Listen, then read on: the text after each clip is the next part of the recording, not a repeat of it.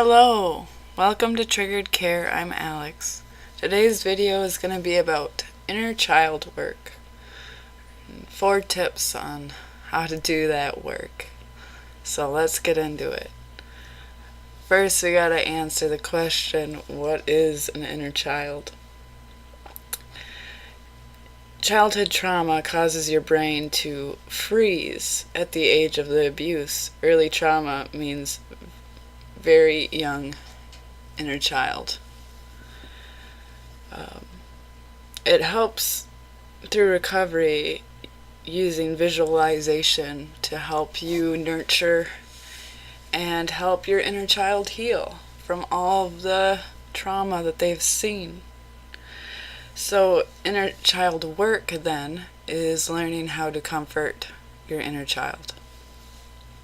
My first tip is a positive self-talk directed at your inner child. For example, I'm here for you, little one. I want to help. I love you and I got your back. Just letting your inner child know, firstly, that you acknowledge them, and secondly, that you love them, that you have positive intentions towards them. And that is just talking to yourself in a nice way, like you would a child. And being a parent has helped me with that, but there's definitely other things that you could do. Watching cartoons or watching YouTube videos on child work, how to interact with children and turning that towards yourself. So very good tip.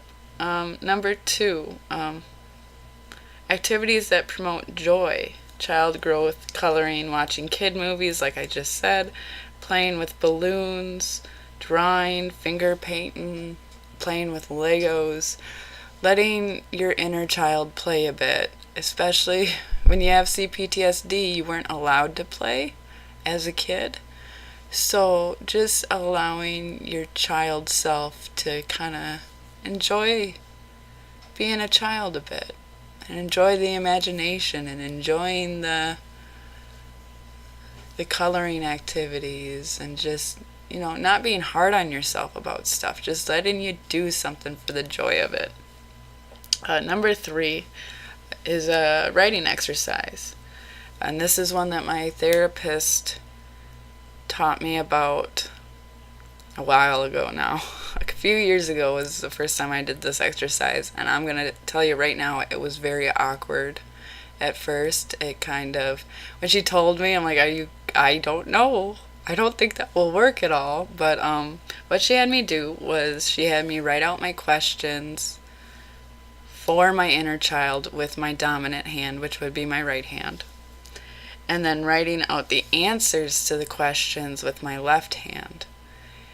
And there's something about switching hemispheres of your brain or something, but it really kind of helped me open up dialogue between me and my inner child, to getting that conversation going, to visualizing my inner child, to all of that. That helped a lot.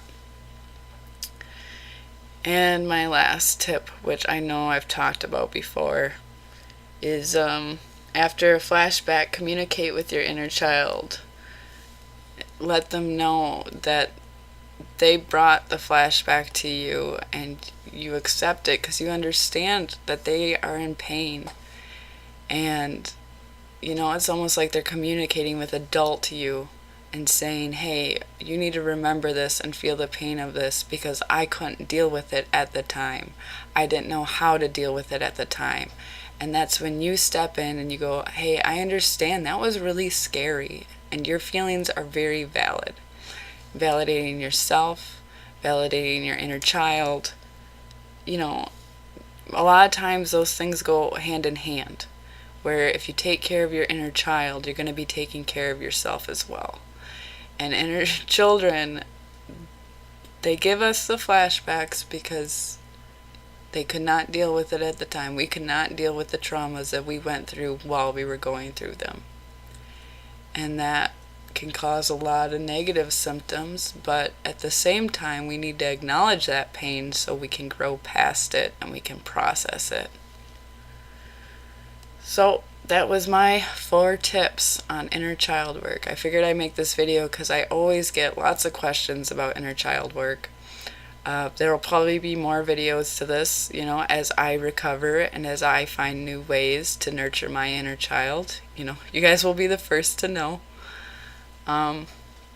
So yeah, all the links for everything is down below. The email, the Discord, all of that. Feel free to send me your stories or to share your stories in the comments. And like always, have a good one.